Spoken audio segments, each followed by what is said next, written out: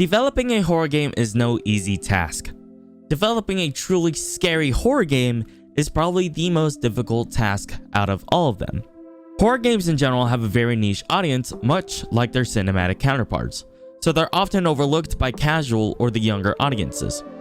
As a person who enjoys horror games and plays them on the regular, I can say that there are just some things that horror games do that should just stop being a thing. For example, most horror games out there right now, yes, I'm looking at you indie horror game devs, are just jump scare simulators, and most of their jump scares aren't even that good. Some of the best horror games out there limit themselves when it comes to jump scares. For example, when you play PT, really the only jump scare you ever really get is the part where you're literally being attacked by a ghost.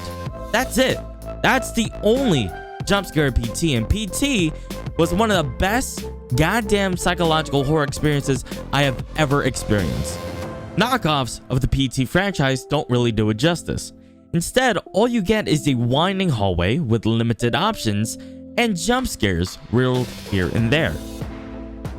What made PT a truly psychological horror thriller was the fact that you didn't know what was going to happen around the corner. There would be times where it would be okay, other times it had you checking to make sure that a brick just didn't come out of you. Something else that PT, along with other horror games that do super well, is that it sells you its atmosphere. Now, I'm not saying that atmosphere revolves around dark, dank corners of each and every turn you come across. For example, Slenderman sells you its environment. You're going along a forest collecting pages. Why pages? Because game logic. That's why. Armed with only a flashlight, you scan across the forestry in a vain attempt to collect all 8 pages. What you don't know is that there's a man in a suit watching you from a distance that only moves whenever you don't look at him directly. The static camera indicating that you're getting close to the Slender Man. While it's a simple concept, the game is one of the scariest of that time. It wasn't scary because it was dark and decrepit, although it did help. It was scary because you had no way of knowing where you were, why you were there, or why there was a person randomly chasing after you.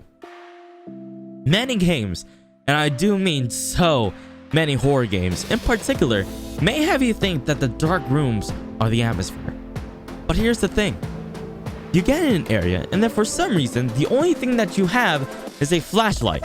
But the flashlight looks like you took a flashlight, turned it down to the dimmest setting, and then locked it. So the flashlight is literally useless.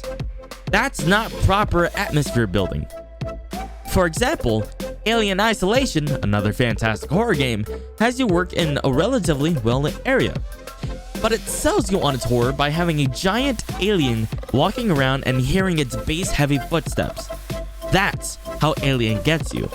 It's a combination of sound and lighting that really and truly sells you on its horror elements that most indie games just don't do.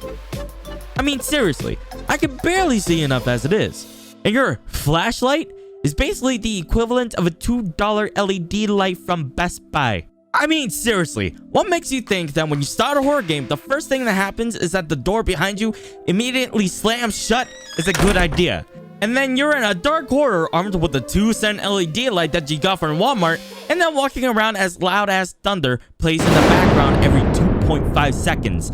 And then on top of that, once you get to the end of the hallway, you get jump scared. But not only does a ghost pop out at you, but it's also a fucking screamer that was bass boosted up to 15 decibels. And then on top of that, but then you get to the end of the hallway again, and then the game just stops and you get awarded with the congratulations, you survived the horrors of Hotel 342. What makes you think that that will make a good horror game? Because Billy, to be quite frank with you, it sucks major donkey dick.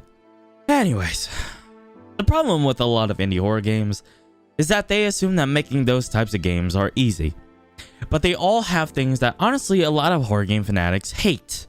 Like haunted environments that look like you're going to be the next TikTok star going to abandoned houses or something.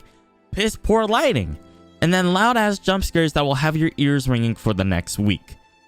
But the sad reality is that a lot of these games are made in a weekend, after someone decided that they wanted to become a video game developer.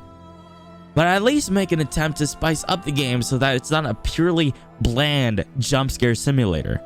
I have no qualms with having an indie game developer develop a horror game and then posting it on GameJolt or whatever for free. But I do have an issue when these guys think that their game is worth $5 and ends up putting it on Steam or something. That's where I draw the line. And speaking of issues, I have an issue with you. If you're not subscribed to the Indiehub channel, you should do it. It really does help us out a lot. Here at Indiehub, we also have a weekly podcast where we talk about things that happen in the video game industry every Sunday. If you don't want to miss it, please hit that notification bell. And of course, if you liked the video, go ahead and give that thumbs up button a good old slapping. My name is Jhaluvai, and I'll see you guys in the next video.